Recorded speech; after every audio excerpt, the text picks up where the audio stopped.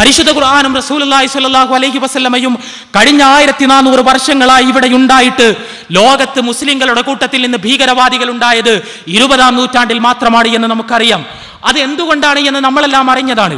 ഖുർആനിൽ നിന്നല്ല അവർ ഭീകരവാദം പഠിച്ചത്, ഹദീസുകളിൽ നിന്നല്ല അവർ ഭീകരവാദം പഠിച്ചത്, മറിച്ച് അവർ ഭീകരവാദം പഠിച്ചത് തങ്ങളുടെ നാടുകളിലേക്ക് കടന്നു വന്ന സാമ്രാജ്യത്വ അധിനിവേശങ്ങളെ പ്രതിരോധിക്കാൻ വേണ്ടി അവർക്ക് മുമ്പിൽ ഭൗതികവാദികളായ ചില ബുദ്ധിജീവികൾ അവതരിപ്പിച്ച ചിന്താ പദ്ധതികളിലേക്ക് അവർ ആകൃഷ്ടരായതുകൊണ്ടാണ് അവർ ഭീകരവാദികളായി തീർന്നത് എന്ന് നമുക്കറിയാം. ഇത്തരമൊരു പ്രതിരോധത്തിന്റെ, കലാപത്തിന്റെ, ഗറില്ലാ യുദ്ധത്തിന്റെ, ആയുധം ഉപയോഗിച്ചുള്ള ഒളിപ്പോരിന്റെ, ചാവേർ സ്ഫോടനത്തിന്റെ, തത്വശാസ്ത്രത്തിന്റെ തരിമ്പ് പോലും പരിശുദ്ധ ഖുർആനിലോ തിരുസുന്നത്തിലോ നമുക്ക് അവ പൂർണ്ണമായി പരിശോധിച്ചാൽ പോലും കണ്ടെത്താൻ കഴിയില്ല. മറിച്ച് ഈ ഭീകരവാദത്തിന്റെ ആശയ സ്രോതസ് ഭൗതികവാദികളുടെ പുസ്തകങ്ങളാണ്. ഭൗതികവാദികളായ സാമ്രാജ്യത്വ വിരുദ്ധ ബുദ്ധിജീവികളുടെ അവരുടെ ദർശനത്തിൽ ആകൃഷ്ടരായി അതിന് ഇസ്ലാമിന്റെ ഒരു നിറം നൽകിക്കൊണ്ടാണ് ഭീകരവാദികൾ ഇത്തരം പ്രവർത്തനങ്ങളിൽ ഏർപ്പെടുന്നത് എന്ന് നമുക്കറിയാം. ഈ വസ്തുതയെ സമർത്ഥമായി മറച്ചുവെച്ചുകൊണ്ട് റോബർട്ട് സ്പെൻസർ സമർത്ഥിക്കാൻ ശ്രമിക്കുന്നത് മുഹമ്മദ് റസൂലുള്ളാഹി സ്വല്ലല്ലാഹു അലൈഹി വസല്ലമയാണ് ലോകത്തെ ഭീകരവാദികളുടെ ആശയ സ്രോതസ് എന്നാണ്. സഹോദരങ്ങളെ, അതിനേക്കാൾ പുതിയ പ്രശ്നത്തെക്കുറിച്ച് വെളിച്ചം നൽകുന്ന മറ്റൊരു വസ്തുത കൂടിയുണ്ട്. ആ വസ്തുത എന്താണ് എന്ന് ചോദിച്ചാൽ, ഇതേ റോബർട്ട് സ്പെൻസർ ഈ പുസ്തകം എഴുതിയ റോബർട്ട് സ്പെൻസർ മറ്റൊരു പുസ്തകം കൂടി എഴുതിയിട്ടുണ്ട് സമീപകാലത്ത്. ആ പുസ്തകത്തിന്റെ പേര് ഡിഡ് മുഹമ്മദ് എക്സിസ്റ്റ് എന്നാണ്. മുഹമ്മദ് യഥാർത്ഥത്തിൽ ജീവിച്ചിരുന്നിട്ടുണ്ടോ? അങ്ങനെ ഒരു വ്യക്തി യഥാർത്ഥത്തിൽ ഉണ്ടായിട്ടുണ്ടോ? ആ പുസ്തകത്തിൽ റോബർട്ട് സ്പെൻസർ പറയുന്നത് മുഹമ്മദ് നബി സല്ലല്ലാഹു അലൈഹി വസല്ലം ഒരു കെട്ടുകഥ മാത്രമാണ് എന്നാണ്. അങ്ങനെ ഒരാൾ തന്നെ ജീവിച്ചിരുന്നിട്ടില്ല എന്നാണ്. ഇബ്നു വറാഖിനെ പോലുള്ളവർ വളരെ ശക്തമായി ഉന്നയിക്കുകയും പല ഓറിയന്റലിസ്റ്റുകൾ അത്ര ശക്തമായല്ലെങ്കിലും പല രീതിയിൽ പറയാൻ ശ്രമിക്കുകയും ചെയ്തൊരു കാര്യം. ആ കാര്യത്തെ റോബർട്ട് സ്പെൻസർ പുതിയൊരു കണ്ടുപിടുത്തം എന്ന രീതിയിൽ മുഹമ്മദ് നബി എന്നൊരാൾ തന്നെ ചരിത്രത്തിൽ ജീവിച്ചിരുന്നിട്ടില്ല എന്ന് പറയാൻ വേണ്ടി ശ്രമിക്കുന്നു. അങ്ങനെ പറയാൻ വേണ്ടി ശ്രമിച്ച ശേഷം അദ്ദേഹം സമർത്ഥിക്കുന്നത് മുഹമ്മദ് നബി സല്ലല്ലാഹു അലൈഹി വസല്ലം എന്ന ഒരാൾ തന്നെ ജീവിച്ചിരുന്നിട്ടില്ലാത്തത് കൊണ്ട് ഹദീസുകൾ പൂർണ്ണമായും കെട്ടുകഥകളാണ് എന്നാണ്. ഹദീസുകളെല്ലാം കെട്ടുകഥകളാണ്. മുഹമ്മദ് അങ്ങനെ ചെയ്തു, മുഹമ്മദ് ഇങ്ങനെ ചെയ്തു, മുഹമ്മദ് നബി സല്ലല്ലാഹു അലൈഹി വസല്ലം അങ്ങനെ പറഞ്ഞു, ഇങ്ങനെ പഠിപ്പിച്ചു, റസൂലുള്ളാഹി സ്വല്ലല്ലാഹു അലൈഹി വസല്ലം മദ്യപിക്കരുത് എന്ന് പറഞ്ഞിരിക്കുന്നു, വ്യഭിചരിക്കരുത് എന്ന് പറഞ്ഞിരിക്കുന്നു എന്നെല്ലാം പറയുന്ന ഹദീസുകൾ പൂർണ്ണമായും കെട്ടുകഥകളാണ്. ജീവിച്ചിരുന്നിട്ടില്ലാത്ത ഒരു വ്യക്തിയുടെ പേരിൽ പിൽക്കാലത്ത് ആ വ്യക്തിയെപ്പോലൊരാൾ ചില രാഷ്ട്രങ്ങൾക്ക് തങ്ങളുടെ നിലനിൽപ്പിന് അത്തരം ഒരു കഥാപാത്രം ആവശ്യമായി വന്നപ്പോൾ അവർ കൃത്രിമമായി നിർമ്മിച്ചെടുത്തൊരു കഥാപാത്രമാണ് മുഹമ്മദ് എന്നും ആ മുഹമ്മദ് റസൂലുള്ളാഹി സ്വല്ലല്ലാഹു അലൈഹി വസല്ലമയെ സംബന്ധിച്ച വിവരങ്ങൾ നൽകുന്നു എന്ന വ്യാജേന നിർമ്മിക്കപ്പെട്ട വ്യാജ പാരമ്പര്യങ്ങളാണ് ഹദീസുകൾ എന്നും റോബർട്ട് സ്പെൻസർ സമർത്ഥിക്കാൻ ശ്രമിക്കുന്നു.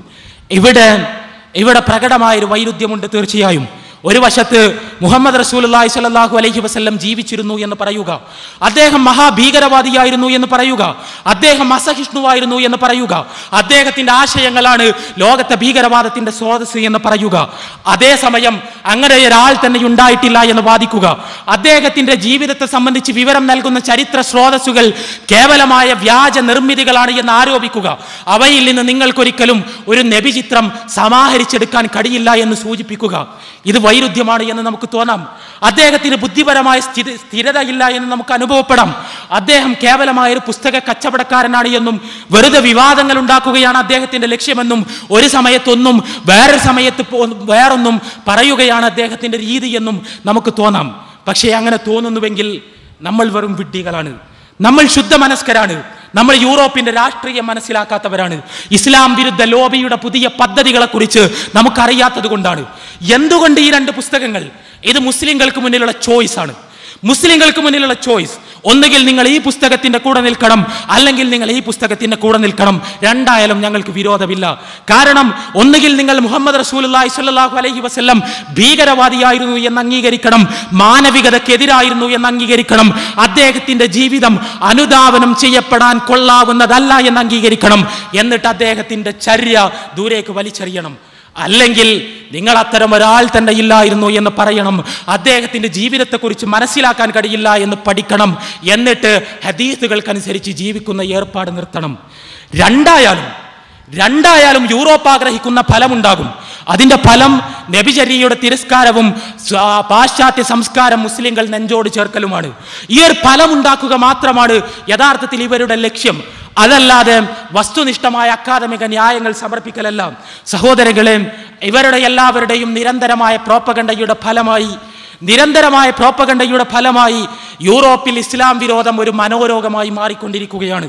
മുഹമ്മദ് റസൂലുള്ളാഹി സ്വല്ലല്ലാഹു അലൈഹി വസല്ലം അദ്ദേഹം ഒരു തോന്നിവാസിയായിരുന്നു എന്നും വിഡ്ഢിയായിരുന്നു എന്നും ഭീകരവാദിയായിരുന്നു എന്നും യേശുക്രിസ്തുവിന്റെ ശത്രുവായിരുന്നു എന്നും സ്ത്രീലമ്പടനായിരുന്നു എന്നും അതുപോലെ തന്നെ യുദ്ധപ്രഭുവായിരുന്നു എന്നും കലാപകാരിയായിരുന്നു എന്നുമെല്ലാമുള്ള വളരെ വികൃതമായ ധാരണകൾ യൂറോപ്യൻ ക്രൈസ്തവന്റെ അബോധത്തിലേക്ക് പതുക്കെ ചേക്കേറിക്കൊണ്ടിരിക്കുകയും അതിന്റെ ഫലമായി വളരെ വിചിത്രമായ മനോരോഗങ്ങൾക്ക് അവർ അടിപ്പെട്ടുകൊണ്ടിരിക്കുകയും ചെയ്യുന്ന ഒരു ചരിത്ര സന്ദർഭത്തിലാണ് നാം ജീവിക്കുന്നത്.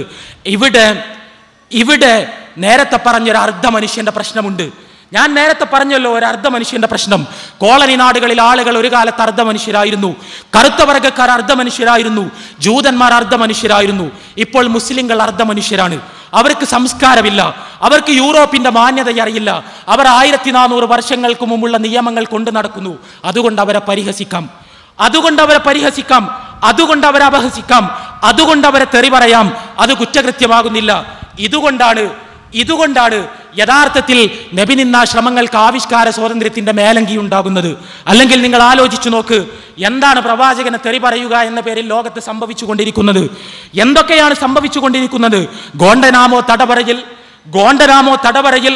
അവിടെ തടവിലാക്കപ്പെട്ട മുസ്ലിം തടവുകാരോട് അവിടെയുണ്ടായിരുന്ന അമേരിക്കൻ പട്ടാളക്കാരൻ ആവശ്യപ്പെടുന്നത് പരിശുദ്ധ ഖുർആനിന്റെ കോപ്പികളിലേക്ക് മൂത്രമൊഴിക്കാനാണ്.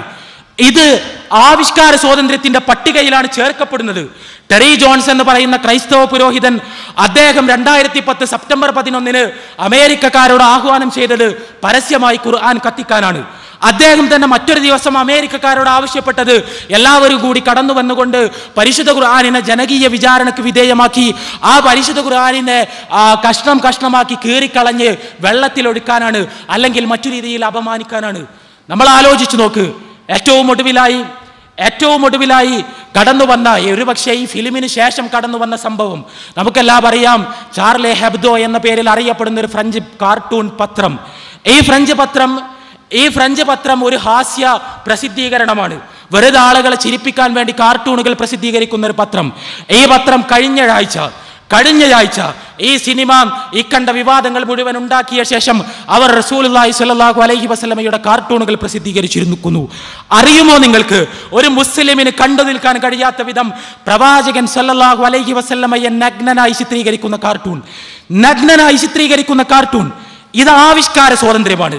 ഇതിൽ എന്ത് ധൈഷണികതയാണുള്ളത്? ഇതിലെന്ത് ക്രിയാത്മകമായ വിമർശനമാണുള്ളത്? ഇതിലെന്ത് തരം ചോദ്യമാണുള്ളത്? ഇതിലെന്ത് തരം പ്രശ്നവൽക്കരണമാണുള്ളത്? ഒന്നുമില്ല. ഇതിലെന്തെങ്കിലും ആശയപരമായ വിയോജിപ്പില്ല. നിങ്ങൾക്കറിയുമോ, ഈ കാർട്ടൂൺ പ്രസിദ്ധീകരിച്ചിട്ട് എന്തിനാണ് നിങ്ങൾ അത്തരം ഒരു കാർട്ടൂൺ പ്രസിദ്ധീകരിച്ചത് എന്ന ചോദ്യത്തിന് ഈ ചാർലി ഹെബ്ദോ എന്ന് പറയുന്ന പത്രത്തിന്റെ പത്രാധിപർ നൽകിയ മറുപടി വെറുതെ ചിരിക്കാൻ എന്നാണ്. വെറുതെ ചിരിക്കാൻ, ആളുകൾ ചിരിക്കട്ടെ. മുഹമ്മദ് റസൂലുള്ളാഹി സ്വല്ലല്ലാഹു അലൈഹി വസല്ലമയുടെ ചിത്രം എന്ന പേരിൽ ആലേഖനം ചെയ്യപ്പെട്ടിരിക്കുന്ന നഗ്ന ശരീരം കണ്ട് ആളുകൾ ചിരിക്കട്ടെ. സാഡിസം മനഃശാസ്ത്രപരമായ രോഗമാണ്. മറ്റുള്ളവരുടെ വേദന കണ്ട് ആനന്ദിക്കുന്ന രോഗം. നിങ്ങൾ ആലോചിച്ചു നോക്ക്, ആരാണ് പ്രവാചകൻ? ആരാണ് ഈ നാലാംകിട പത്രാധിപർ? ജനങ്ങളുടെ വികാരങ്ങൾ വെറുതെ അവരെ കിളിപ്പെടുത്തി കാശുണ്ടാക്കുന്ന ഈ നാലാംകിട പത്രാധിപർ ആരാണ്? റസൂലുള്ളാഹി സ്വല്ലല്ലാഹു അലൈഹി വസല്ലം ലോകം കണ്ട ഏറ്റവും നല്ല മനുഷ്യൻ, ഏറ്റവും ഉന്നതമായ സ്വഭാവ ഗുണങ്ങളുടെ ഉടമ, സകല ജന്തുജീവജാലങ്ങൾക്കും കാരുണ്യമായി അയക്കപ്പെട്ട അന്തിമ പ്രവാചകൻ, സത്യവും ശാന്തിയും നീതിയും മുറുകെ പിടിച്ച പ്രവാചകൻ, ജീവിതത്തിൽ ഒരു പുഴുക്കുത്തു പോലും ആർക്കും ആരോപിക്കാൻ കഴിയാത്ത പ്രവാചകൻ, കുടുംബരംഗത്ത്, ലൈംഗിക രംഗത്ത്, ഭാര്യമാരോടുള്ള ഇടപാടിന്റെ രംഗത്ത്, യുദ്ധത്തിന്റെ രംഗത്ത്, രാഷ്ട്രഭരണ രംഗത്ത്, വ്യക്തികളുമായുള്ള ഇടപാടിന്റെ രംഗത്ത് ഉജ്ജ്വലമായ വിശുദ്ധമായ സ്ഫടിക സമാനമായ ചരിത്രത്തിൽ തുല്യതയില്ലാത്തൊരു മാതൃക അവശേഷിപ്പിച്ചുകൊണ്ട് കടന്നുപോയ ലോകത്തെ 1.5 കോടിയിലധികം വരുന്ന മനുഷ്യരുടെ ജീവിതത്തെ ഇന്നും സ്വാധീനിച്ചു കൊണ്ടിരിക്കുന്ന, അവരെല്ലാവരും സ്വന്തം ജീവനക്കാളേറെ സ്നേഹിച്ചു കൊണ്ടിരിക്കുന്ന മഹാനായൊരു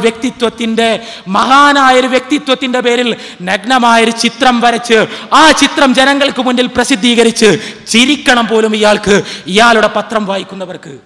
ഇവിടെയാണ് പറഞ്ഞത് അർദ്ധ മനുഷ്യന്റെ പ്രശ്നം. മുസ്ലിങ്ങൾക്കുള്ള വേദന യൂറോപ്പ് ഒരു വേദനയായി മനസ്സിലാക്കുന്നില്ല. അവർക്കത് മനസ്സിലാകാഞ്ഞിട്ടല്ല. ആവിഷ്കാര സ്വാതന്ത്ര്യത്തിന്റെ ന്യായം പറയുന്നവർ മുസ്ലിങ്ങളുടെ വേദന മനസ്സിലാക്കാഞ്ഞിട്ടാണ് എന്ന് നിങ്ങൾ തെറ്റിദ്ധരിക്കരുത്. അങ്ങനെ തെറ്റിദ്ധരിക്കുന്നതാണ് യഥാർത്ഥത്തിൽ യൂറോപ്പിന്റെ രാഷ്ട്രീയം അറിയാത്തത് കൊണ്ട് നമുക്ക് വന്നു ചേരുന്ന വലിയൊരു ദുരന്തം.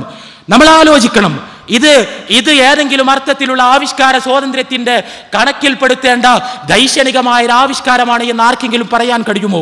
ഏറ്റവും ഒടുവിൽ ഇന്ത്യയുടെ ബഹുമാനനായ രാഷ്ട്രപതി അദ്ദേഹം ഈ സംഭവങ്ങളെ ശക്തമായി അപലപിച്ചു എന്ന് നമുക്കറിയാം. ബഹുമാനരായ പല ക്രൈസ്തവ പണ്ഡിതന്മാരും ലോകത്തിന്റെ വ്യത്യസ്ത ഭാഗങ്ങളിൽ ശക്തമായ ഭാഷയിൽ തന്നെ ഈ പ്രവർത്തനങ്ങൾ അധിക്ഷേപിച്ചു, അപലപിച്ചു എന്ന് നമുക്കറിയാം. ഇത് ചെയ്യാൻ പാടില്ലായിരുന്നു. ഇതല്ല വിമർശനത്തിന്റെ രീതി, ഇതല്ല മതപ്രബോധനത്തിന്റെ രീതി എന്ന ശക്തമായ സ്വരങ്ങൾ ലോകത്തിന്റെ വ്യത്യസ്ത ഭാഗങ്ങളിൽ ഉണ്ടായത് അതുകൊണ്ടാണ്. ആവിഷ്കാര സ്വാതന്ത്ര്യത്തിന്റെ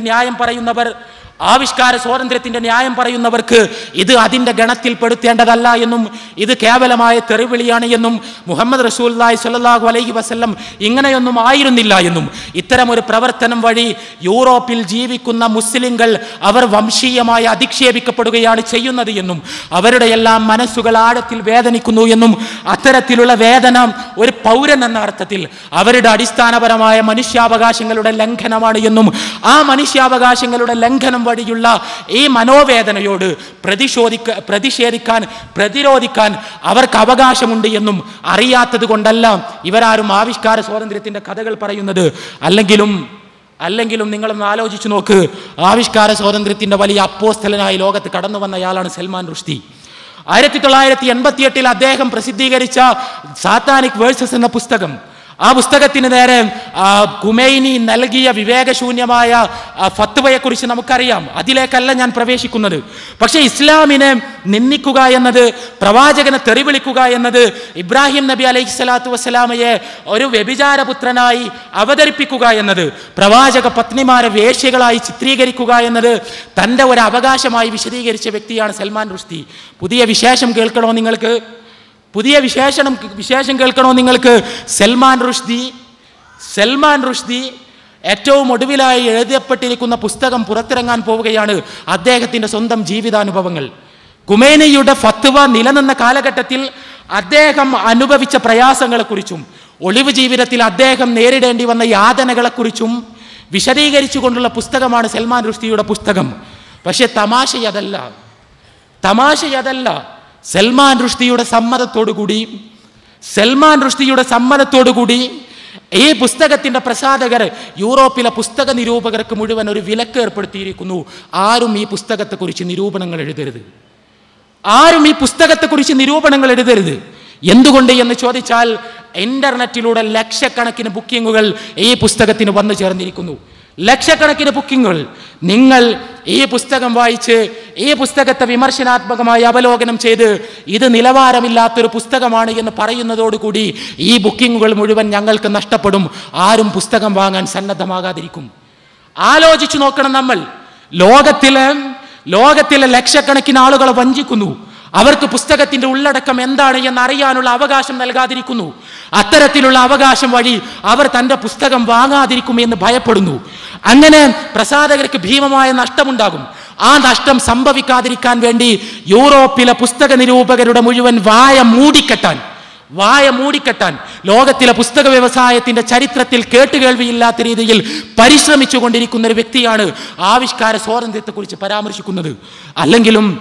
അല്ലെങ്കിലും ഡെൻമാർക്കിൽ മുഹമ്മദ് റസൂലുള്ളാഹി സ്വല്ലല്ലാഹു അലൈഹി വസല്ലമയെ കുറിച്ച് കാർട്ടൂണുകൾ പ്രസിദ്ധീകരിച്ച ജില്ലാൻസ് പോസ്റ്റൻ പത്രം അവർക്ക് അതിനു മുമ്പേ അയച്ചു കിട്ടിയ യേശുക്രിസ്തുവിൻ്റെ ഒരു കാരിക്കേച്ചർ പ്രസിദ്ധീകരിക്കാതെ തിരിച്ചയക്കുകയാണ് ചെയ്തത് എന്ന് നമുക്കറിയാം. സ്വാതന്ത്ര്യത്തെക്കുറിച്ച് പറയുന്നവർ ക്രിസ്തുയേശുവിന്റെ കാർട്ടൂൺ പ്രസിദ്ധീകരിക്കാം എന്ന് നമുക്കാർക്കും അഭിപ്രായമില്ല. ആരെങ്കിലും ക്രിസ്തുയേശുവിന്റെ കാർട്ടൂൺ പ്രസിദ്ധീകരിച്ചാൽ പടച്ച തമ്പുരാന്റെ പ്രവാചകനായി ഭൂമിയിലേക്ക് കടന്നു വന്ന മഹാനായ ദൈവദൂതനെ അവഹേളിക്കാൻ ആരെങ്കിലും ശ്രമിച്ചാൽ ഞാനിതാ പറയുന്നു, ഇത് ക്രിസ്ത്യൻ സഹോദരങ്ങളോടൊപ്പം അതിനെതിരെ പ്രതിഷേധിക്കാൻ മുസ്ലിങ്ങൾ ഉണ്ടാവുക തന്നെ ചെയ്യും. ഇവിടെ ഈ കാരിക്കേച്ചർ ഇവർ തിരിച്ചയക്കുന്നു. എന്തുകൊണ്ട്? ക്രിസ്തുയേശു അത്തരക്കാരനല്ല എന്നവർക്കറിയാം. അദ്ദേഹം അവഹേളിക്കപ്പെടാൻ പാടില്ല എന്ന് അവർക്കറിയാം. ഇത് ദൈക്ഷണികമായ ഒരു വിമർശനമല്ല എന്ന് അവർക്കറിയാം. ഇത് ക്രിസ്ത്യാനികളെ മാനസികമായി വേദനിപ്പിക്കുമെന്ന് അവർക്കറിയാം. മനുഷ്യരെ മുഴുവൻ വേദനിപ്പിക്കുമെന്നറിയാം. പക്ഷെ മുസ്ലിങ്ങളെ സംബന്ധിച്ചിടത്തോളം അവർ മുസ്ലിങ്ങളാണ്. അവർ പാശ്ചാത്യൻ സംസ്കാരത്തിന്റെ വക്താക്കളാണ്. അവർ അർദ്ധ മനുഷ്യരാണ്. അവകാശങ്ങളില്ലാത്തവർ. സഹോദരങ്ങളെ, യഥാർത്ഥത്തിൽ ഈ ഒരു യൂറോ കേന്ദ്രീകൃതമായ അഹങ്കാരത്തിന്റെ, മുസ്ലിങ്ങളെ പൂർണ്ണ മനുഷ്യരായി കാണാത്തതിൻ്റെ പ്രശ്നമാണ് ഇതുമായി ബന്ധപ്പെട്ട വിവാദങ്ങളിൽ മുഴുവൻ പ്രതിഫലിക്കുന്നത് എന്നാണ് പ്രശ്നങ്ങളെ വസ്തുനിഷ്ഠമായി അവലോകനം ചെയ്യുമ്പോൾ നമ്മൾക്ക് മനസ്സിലാക്കാൻ കഴിയുന്നത്. ഏതുവരെ എന്ന് ചോദിച്ചാൽ, മതപരമായ വ്യക്തിത്വങ്ങളെ നമ്മൾ വെറുതെ വിടുക.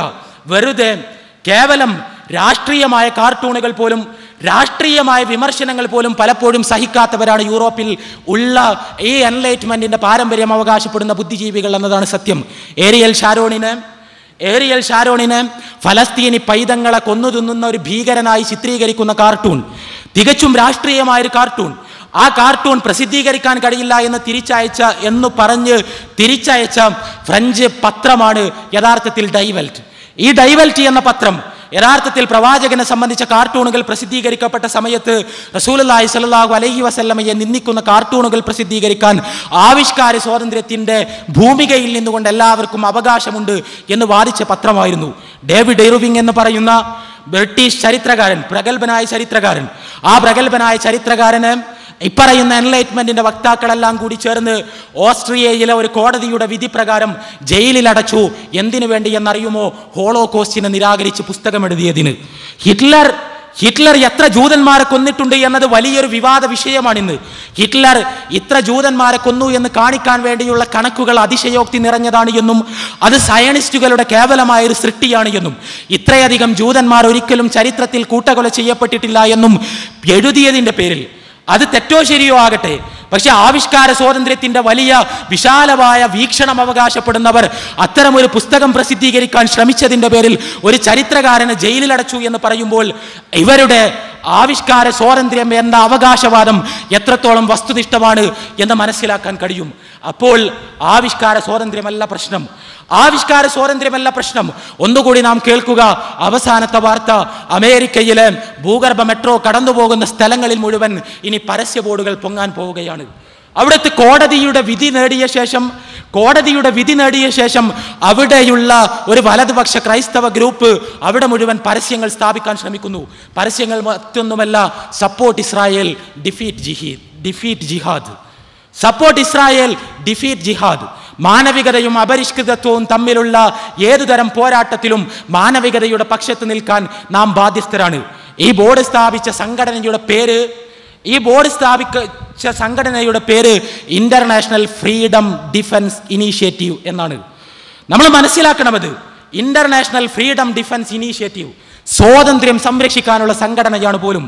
ആലോചിച്ചു നോക്ക്, ഒരു ജനവിഭാഗത്തിന്റെ ഭൂപ്രദേശത്തേക്ക് അന്യായമായി കടന്നു ചെന്നുകൊണ്ട് അവർ ചെയ്തതല്ലാത്തൊരു തെറ്റിന്റെ പേരിൽ അവരിൽ നിന്നൊരു ഭൂപ്രദേശം ബലപ്രയോഗത്തിലൂടെ പിടിച്ചെടുത്ത ശേഷം അവിടെ ഒരു രാഷ്ട്രം അവരുടെ നെഞ്ചിൽ കയറി സ്ഥാപിച്ച ശേഷം അവിടെയുള്ള പാവപ്പെട്ട മനുഷ്യരെ അഭയാർത്ഥികളാക്കിയ ശേഷം അവരുടെ വീടുകൾ ബുൾഡോസറുകൾ കൊണ്ട് പോയി തച്ചു തകർക്കുന്ന ഭീകരന്മാരായ ഇസ്രായേലി വംശീയവാദികളെ, അവരെ പ്രതിരോധിക്കുന്നവർ, അവരെ ന്യായീകരിക്കുന്നവർ, അവർക്ക് വേണ്ടി ബോർഡുകൾ സ്ഥാപിക്കുന്നവർ, അവരാണ് ആവിഷ്കാര സ്വാതന്ത്ര്യത്തെക്കുറിച്ച് വാചാലരാകുന്നത്. അല്ലെങ്കിലും ഈ സംഘടനയെക്കുറിച്ചുള്ള പൂർണ്ണമായ വിവരങ്ങൾ കേട്ടാൽ നമ്മളൊക്കെ മൂക്കത്ത് വിരൽ വെച്ചു പോകും. ഈ ബോർഡ് സ്ഥാപിച്ച സംഘടന ഏതാനും മാസങ്ങൾക്ക് മുമ്പ് കോടതിയിൽ പോയത് എന്തിനായിരുന്നു എന്നറിയുമോ? വാഷിംഗ്ടൺ DC-യിൽ ഒരു മ്യൂസിയം ഉണ്ട്. ആ മ്യൂസിയത്തിൽ ഒരു എക്സിബിഷൻ ഉണ്ട്. ആ എക്സിബിഷനിൽ ഏതോ മുസ്ലിം സംഘടന ഒരു എക്സിബിറ്റ് വെച്ചിരുന്നു, ഒരു ബോർഡ് വെച്ചിരുന്നു. ആ ബോർഡിലുള്ളത് എന്താണ് എന്ന് ചോദിച്ചാൽ മുസ്ലിങ്ങൾ ശാസ്ത്ര പുരോഗതിക്ക് നൽകിയ സംഭാവനകളാണ്. മുസ്ലിങ്ങൾ ഇസ്ലാമിക നാഗരികതയുടെ സുവർണകാലത്ത് ശാസ്ത്രത്തിന് നൽകിയ സംഭാവനകൾ വിശദീകരിക്കുകയും മുസ്ലിം ശാസ്ത്രജ്ഞന്മാരുടെ പട്ടിക നിരത്തുകയും അവരുടെ കണ്ടുപിടുത്തങ്ങളുടെ ലിസ്റ്റ് പ്രസിദ്ധീകരിക്കുകയും ഈ കണ്ടുപിടുത്തങ്ങളിൽ നിന്നാണ്, അവരുടെ സൈദ്ധാന്തികമായ ഗവേഷണങ്ങളിൽ നിന്നാണ് യഥാർത്ഥത്തിൽ യൂറോപ്പ് ശാസ്ത്രത്തിന്റെ അടിത്തറകൾ സ്വായത്തമാക്കിയത് എന്ന് വ്യക്തമാക്കുകയും ആ അർത്ഥത്തിൽ യൂറോപ്പും അമേരിക്കയും മുസ്ലിം ലോകത്തോട് കടപ്പെട്ടിരിക്കുന്നു എന്ന് സമർത്ഥിക്കുകയും ചെയ്യുന്ന ഒരു എക്സിബിറ്റ് വാഷിംഗ്ടൺ DC-യിലെ മ്യൂസിയത്തിൽ ഒരു മുസ്ലിം സംഘടന സ്ഥാപിച്ചിരുന്നു. ഈ സംഘടന കോടതിയിൽ പോയത് ഈ എക്സിബിറ്റ് എടുത്ത് ഒഴിവാക്കണം എന്ന് കോടതിയോട് ആവശ്യപ്പെടാനാണ്. ഫ്രീഡം ഡിഫൻസ് ഇനീഷ്യേറ്റീവ് എന്ന പേരിൽ രൂപീകരിക്കപ്പെട്ട സംഘടന കോടതിയിൽ പോയത് ആരെയും ആക്ഷേപിക്കാത്ത, ആരെയും നിന്ദിക്കാത്ത, ഒരു മനുഷ്യരെയും തെറിവിളിക്കാത്ത, കേവലം ഒരു ചരിത്ര വസ്തുത മാലോകർക്ക് മുന്നിൽ സമർപ്പിക്കുക മാത്രം ചെയ്യുന്ന ഒരു എക്സിബിറ്റ് ഈ മ്യൂസിയത്തിൽ നിന്ന് എടുത്തു മാറ്റണം. അതിൻ്റെ ന്യായമാണ് രസകരം. നമ്മുടെ കുട്ടികൾക്ക് നമ്മുടെ സംസ്കാരത്തെക്കുറിച്ച് അപകർഷത വളരുകയും മുസ്ലിങ്ങളുടെ സംസ്കാരം നല്ലതാണ് എന്ന തെറ്റുധാരണ അവരിൽ വേരൊറുക്കുകയും ചെയ്യും. അങ്ങനെ ചെയ്താൽ അത് അപകടകരമാണ് എന്നതാണ് ന്യായം. ഇത് ചരിത്രപരമായ അബദ്ധമാണ് എന്നതുപോലുമല്ല, ഇങ്ങനെയൊരു സംഭവമില്ല എന്നതുപോലുമല്ല, മുസ്ലിങ്ങൾ അങ്ങനെ സംഭാവന നൽകിയിട്ടില്ല എന്ന് പോലുമല്ല വാദം. നമ്മുടെ കുട്ടികളെ നമ്മുടെ സംസ്കാരത്തിൽ നിന്ന് അകറ്റുമെന്നതാണ് വാദം. ഇത്ര വലിയ സാംസ്കാരിക അസഹിഷ്ണുതയുള്ള തികഞ്ഞ വംശീയവാദികളാണ്. കേവലമായ വൈജ്ഞാനികമായ ഒരു സംവാദം പോലും സഹിക്കാത്തവരാണ് യഥാർത്ഥത്തിൽ ആവിഷ്കാര സ്വാതന്ത്ര്യത്തിന്റെ വലിയ അപ്പോസ്തരന്മാരായി ലോകത്ത് രംഗത്ത് വരുന്നത്.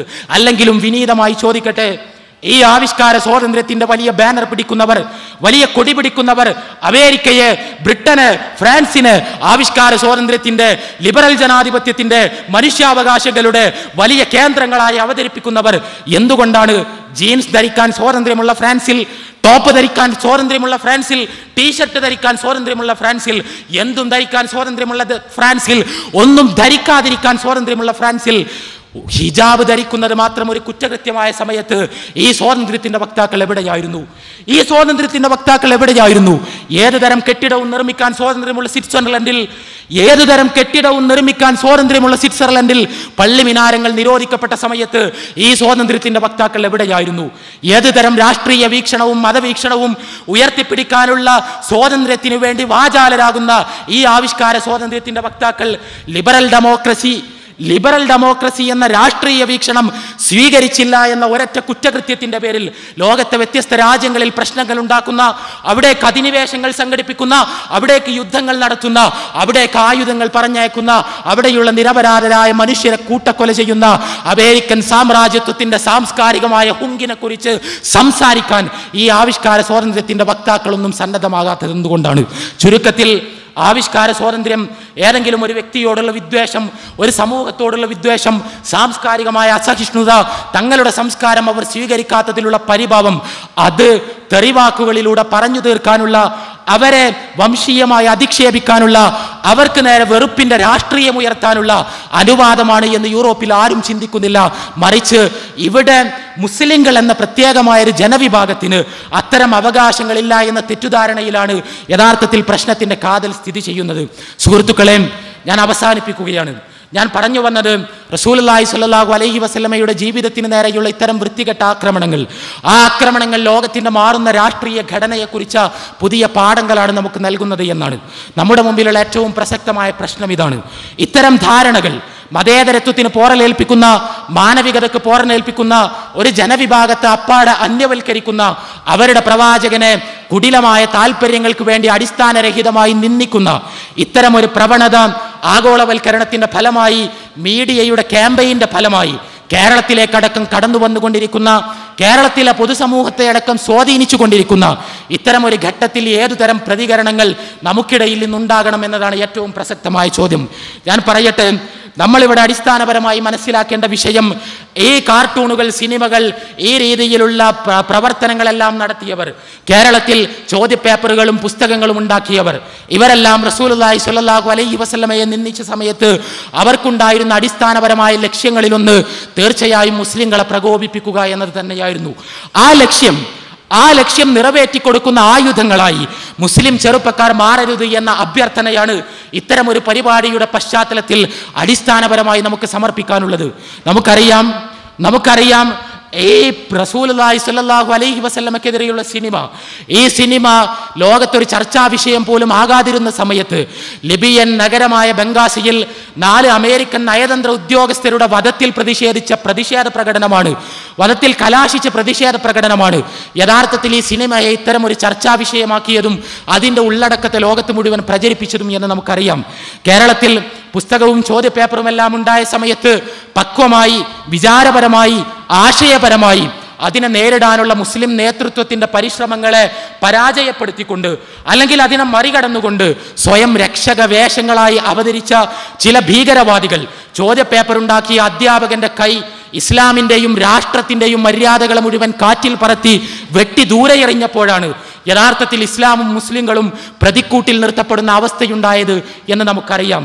നമ്മൾ മനസ്സിലാക്കേണ്ടത് റസൂലുള്ളാഹി സ്വല്ലല്ലാഹു അലൈഹി വസല്ലമക്കെതിരെ ഇത്തരത്തിലുള്ള നിന്ദാ പരിശ്രമങ്ങൾ ഉണ്ടാകുമ്പോൾ ആ പരിശ്രമങ്ങളുടെ അടിസ്ഥാനപരമായ ലക്ഷ്യം തന്നെ മുസ്ലിങ്ങളെ പ്രകോപിപ്പിക്കലാണ് എന്നതുകൊണ്ടും എങ്ങനെയാണ് നബി നിന്നയോട് പ്രതികരിക്കേണ്ടത് എന്ന റസൂലുള്ളാഹി സ്വല്ലല്ലാഹു അലൈഹി വസല്ലമയുടെ ജീവിതത്തിൽ നിന്നുള്ള പാഠങ്ങളോട് സായുധമായ പ്രതികരണം യോജിക്കാത്തത് കൊണ്ടും ഈ രീതിയിലുള്ള വൈകാരികമായ കലാപങ്ങളിലേക്ക്, സായുധമായ പ്രതികരണങ്ങളിലേക്ക് മുസ്ലിം ചെറുപ്പക്കാർ ഒരിക്കലും കടന്നു പോകരുത്. അവസാനിപ്പിക്കുകയാണ്. റസൂലുള്ളാഹി സ്വല്ലല്ലാഹു അലൈഹി വസല്ലമയുടെ ജീവിതത്തിൽ അദ്ദേഹം നേരിട്ട ഒന്നാമത്തെ നിന്ദ അബൂലഹബിൽ നിന്നുള്ളതായിരുന്നു എന്ന് നമുക്കറിയാം. അതിലേക്ക് തന്നെ തിരിച്ചു പോവുകയാണ് ഞാൻ. അബൂലഹബ് റസൂലുള്ളാഹി സ്വല്ലല്ലാഹു അലൈഹി വസല്ലമയെ നിന്ദിച്ച് ഏകദേശം 1.5 പതിറ്റാണ്ടുകൾ കഴിഞ്ഞിട്ടാണ് അദ്ദേഹം മരണപ്പെടുന്നത്. 1.5 പതിറ്റാണ്ടുകൾ. ഈ 1.5 പതിറ്റാണ്ടുകൾ മുഹമ്മദ് റസൂലുള്ളാഹി സ്വല്ലല്ലാഹു അലൈഹി വസല്ലമയുടെ അയൽവാസിയായി, അദ്ദേഹത്തിന്റെ പിതൃവ്യനായി, അദ്ദേഹത്തിന്റെ നാട്ടുകാരനായി അബൂലഹബ് ജീവിക്കുന്നുണ്ട്. ഈ 1.5 പതിറ്റാണ്ടുകൾക്കിടയിൽ ഒരിക്കലും വീരശൂര പരാക്രമികളായ ഹംസ റളിയല്ലാഹു അൻഹുവിനെയും ഉമർ റളിയല്ലാഹു അൻഹുവിനെയും അലി റളിയല്ലാഹു അൻഹുവിനെയും പോലുള്ള അനുചരന്മാർ റസൂലുള്ളാഹി സ്വല്ലല്ലാഹു അലൈഹി വസല്ലമയുടെ കൂടെയുണ്ടായിട്ടും ഒരു കോടാലി കൊടുത്ത്, ഒരു കൊടുവാൾ കൊടുത്ത് അബൂലഹബിനെ വകവരുത്താനുള്ള ഒരു ഉത്തരവ് റസൂലുള്ളാഹി സ്വല്ലല്ലാഹു അലൈഹി വസല്ലം ഒരിക്കലും നടത്തിയിട്ടില്ല. പ്രവാചകനിൽ നിന്നോ അനുചരന്മാരിൽ നിന്നോ ശാരീരികമായ ഒരു കയ്യേറ്റം പോലും അബൂലഹബിന് നേരിടേണ്ടി വന്നിട്ടില്ല. അബൂലഹബ് സ്വാഭാവികമായ രീതിയിൽ റസൂലുള്ളാഹി സ്വല്ലല്ലാഹു അലൈഹി വസല്ലമയുടെ അയൽവാസിയായും നാട്ടുകാരനായും 1.5 പതിറ്റാണ്ടുകൾ ജീവിച്ച ശേഷം മരണപ്പെടുകയാണ് ചെയ്തത്. ഇവിടെ നമ്മൾ മനസ്സിലാക്കേണ്ട പാഠം ഇതാണ്. നബി നിന്ദകരെ ശിക്ഷിക്കണമെന്നോ അവരെ കയ്യേറ്റം ചെയ്യണമെന്നോ അവരെ ആക്രമിക്കണമെന്നോ ഉള്ള ഭീകരവാദികളുടെ നിലപാട് മതവിരുദ്ധമാണ്, മനുഷ്യവിരുദ്ധമാണ്, രാഷ്ട്രവിരുദ്ധമാണ്, നിയമവിരുദ്ധമാണ്. നാം പറയുന്നത് ഇത് വംശീയമായ, സാംസ്കാരികമായ അസഹിഷ്ണുതയുടെ ചില മനോതലങ്ങളിൽ നിന്ന് രൂപം കൊള്ളുന്ന ഒരു തരം മനോരോഗമാണ്. ആ മനോരോഗം ലോകത്തുണ്ടായത് റസൂലുള്ളാഹി സ്വല്ലല്ലാഹു അലൈഹി വസല്ലമയെ സംബന്ധിച്ച തെറ്റുധാരണകളിൽ നിന്നാണ്. ആ തെറ്റുധാരണകൾ മനുഷ്യരുടെ മനസ്സകങ്ങളിൽ നിന്ന് പറിച്ചെറിയാനാണ്, അവരിൽ റസൂലുള്ളാഹി സ്വല്ലല്ലാഹു അലൈഹി വസല്ലമയെ സംബന്ധിച്ച യഥാർത്ഥത്തിലുള്ള ചിത്രം അവർക്ക് പകർന്നു നൽകാനാണ് ഈ സന്ദർഭത്തിൽ മുസ്ലിം സമൂഹം സന്നദ്ധമാകേണ്ടത്. നിച്ച് ഓഫ് ട്രൂത്ത് കഴിഞ്ഞ ഏതാനും മാസങ്ങളായി മുഹമ്മദ് റസൂലുള്ളാഹി സ്വല്ലല്ലാഹു അലൈഹി വസല്ലമയെ പരിചയപ്പെടുത്തുന്നതിന് വേണ്ടി മാത്രം മലയാളക്കരയിൽ ഒരുപാട് പ്രോഗ്രാമുകൾ സംഘടിപ്പിച്ചു. നിച്ച് ഓഫ് ട്രൂത്ത് പ്രസിദ്ധീകരിക്കുന്ന സ്നേഹസംവാദം മാസികയിൽ വളരെ ആഴത്തിലുള്ള അക്കാദമിക നിലവാരത്തിലുള്ള പഠനങ്ങൾ പ്രവാചകൻ സ്വല്ലല്ലാഹു അലൈഹി വസല്ലമയുടെ ജീവിതത്തെ സംബന്ധിച്ച് പ്രസിദ്ധീകരിച്ചു. ഞാൻ ഇവിടെ ഈ പരിപാടിയുടെ പശ്ചാത്തലത്തിൽ കേരളത്തിലെ മുസ്ലിം യുവാക്കളോട്, മുസ്ലിം ചെറുപ്പക്കാരോട്, മുസ്ലിം സംഘടനകളുടെ പ്രവർത്തകരോട്, മുസ്ലിം ബുദ്ധിജീവികളോട്, ഇവിടെ ഉള്ള ആയിരക്കണക്കിന് എൻ്റെ ശബ്ദം ശ്രവിക്കുന്ന മുസ്ലിം സഹോദരങ്ങളോട് ചോദിക്കാനുള്ളത് അതുമാത്രമാണ്. ഏറ്റെടുക്കാൻ സന്നദ്ധമാണോ? സഹകരിക്കാൻ സന്നദ്ധമാണോ? സഹായിക്കാൻ സന്നദ്ധമാണോ? പിന്തുടർച്ച നൽകാൻ സന്നദ്ധമാണോ? നിച്ച് ഓഫ് ട്രൂത്ത് ഈ പരിപാടികൾ നടത്തിയപ്പോഴൊക്കെ പറഞ്ഞതുപോലെ നമ്മുടെ ലോകം വേറൊരു ദിശയിലേക്ക് നീങ്ങുകയാണ് എന്നും നബി സല്ലല്ലാഹു അലൈഹി വസല്ലമയെ സംബന്ധിച്ച തെറ്റുധാരണകൾ വ്യാപകമാവുകയാണ് എന്നും പ്രവാചകന് നേരെയുള്ള കടന്നാക്രമണങ്ങൾ അതൊരു മനോരോഗം പോലെ വർദ്ധിച്ചു വരികയാണ് എന്നും ഈ സാഹചര്യത്തിൽ നമ്മുടെ ഉത്തരവാദിത്തം പ്രവാചകൻ സ്വല്ലല്ലാഹു അലൈഹി വസല്ലമയെ വസ്തുനിഷ്ഠമായി പഠിച്ച് ലോകത്തിന് മുന്നിൽ സമർപ്പിക്കുകയാണ് എന്നും നിച്ച് ഓഫ് ട്രൂത്ത് വളരെ ശക്തമായി ജനങ്ങളുടെ മുമ്പിൽ പറഞ്ഞിരുന്നു. ഇതാ അതുപോലെ അത്തരത്തിലുള്ള സംഭവങ്ങൾ ആവർത്തിച്ചു കൊണ്ടിരിക്കുന്നു. ഈ സംഭവങ്ങൾ ആവർത്തിച്ചു കൊണ്ടിരിക്കുന്ന സമയത്ത് നമ്മുടെ അജണ്ടയിലെ മുഖ്യമായൊരു സ്ഥാനം റസൂലുള്ളാഹി സ്വല്ലല്ലാഹു അലൈഹി വസല്ലമയെ പരിചയപ്പെടുത്താൻ, അദ്ദേഹത്തിനെതിരെയുള്ള വിമർശനങ്ങൾക്ക് മറുപടി പറയാൻ മറുപടി പറയാൻ വേണ്ടി പരിശ്രമിക്കാൻ നമ്മൾ നീക്കിവെക്കുമോ എന്നതാണ് ഒന്നാമത്തെ പ്രശ്നം. രണ്ടാമതായി ഇവിടെയുള്ള പൊതുസമൂഹത്തോട് പറയാനുള്ളത്, ഇത് മതേതരത്വവുമായി ബന്ധപ്പെട്ടൊരു പ്രശ്നമാണ്. മതേതരത്വവുമായി ബന്ധപ്പെട്ട പ്രശ്നം, സാംസ്കാരിക വൈവിധ്യത്തോടുള്ള അസഹിഷ്ണുതയുടെ പ്രശ്നം, യൂറോപ്യൻ അഹങ്കാരത്തിന്റെ പ്രശ്നം. ആ അഹങ്കാരത്തിന്റെ ഭൂമികയിൽ നിന്നുകൊണ്ട് ഒരു ജനസമൂഹം സ്നേഹിക്കുന്ന ഒരു പ്രവാചകനെ നിന്ദ്യമായ രീതിയിൽ തെറി പറയുന്ന പ്രശ്നം, ആ പ്രശ്നത്തെ ഒരു മതേതര പൊതുസമൂഹത്തിന്റെ മൊത്തമായുള്ള പ്രശ്നം എന്ന നിലക്ക് തന്നെ ഒരു ജനതയെ ഒന്നാകെ അന്യവൽക്കരിക്കാനുള്ള വളരെ നികൃഷ്ടമായൊരു പരിശ്രമം എന്ന നിലക്ക് തന്നെ ഈ പ്രശ്നത്തിൽ ശക്തമായി പ്രതിഷേധിക്കാനും ജനാധിപത്യ മതേതര മൂല്യങ്ങളെ പ്രതിരോധിക്കാനും ഇത്തരത്തിലുള്ള ശ്രമങ്ങൾ ആവർത്തിക്കാനുള്ള മുൻകരുതലുകൾ എടുക്കാനും മതേതര പ്രതിബദ്ധതയുള്ള ബുദ്ധിജീവികൾ സന്നദ്ധമാകണം എന്നതാണ് നമ്മുടെ രണ്ടാമത്തെ അപേക്ഷ. ഈ വിഷയം നിങ്ങളുടെ മുമ്പിൽ സമർപ്പിക്കുന്നു. ഈ വിഷയാവതരണത്തിന്റെ സമാപനം എന്ന നിലക്ക് നിങ്ങളോട് പറയാനുള്ളത് ഒരേ ഒരു കാര്യം മാത്രമാണ്. സഹോദരങ്ങളെ, റോബർട്ട് സ്പെൻസർ പറഞ്ഞ രണ്ടുമല്ല ശരി. റസൂലുള്ളാഹി സ്വല്ലല്ലാഹു അലൈഹി വസല്ലം ജീവിച്ചിരുന്നിട്ടുണ്ട് എന്ന് മാത്രമല്ല, ചരിത്രത്തിൽ ഒരു മനുഷ്യന്റെയും ജീവിതാനുഭവങ്ങൾ രേഖപ്പെടുത്തപ്പെട്ടിട്ടില്ലാത്ത വിധം റസൂലുള്ളാഹി സ്വല്ലല്ലാഹു അലൈഹി വസല്ലമയുടെ ജീവിതാനുഭവങ്ങൾ വളരെ കൃത്യമായി രേഖപ്പെടുത്തപ്പെട്ടിരിക്കുന്നു. പരിശുദ്ധ ഖുർആനിലും ഹദീസുകളിലുമായി മുഹമ്മദ് റസൂലുള്ളാഹി സ്വല്ലല്ലാഹു അലൈഹി വസല്ലം എന്ത് ചെയ്തു എന്ന്, എന്ത് പറഞ്ഞു എന്ന്, എങ്ങനെ പെരുമാറി എന്ന്, ഓരോ വിഷയത്തിലും എന്തെന്ത് പാഠങ്ങൾ പഠിപ്പിച്ചു എന്ന് വളരെ കൃത്യമായി രേഖപ്പെടുത്തപ്പെട്ടിരിക്കുന്നു.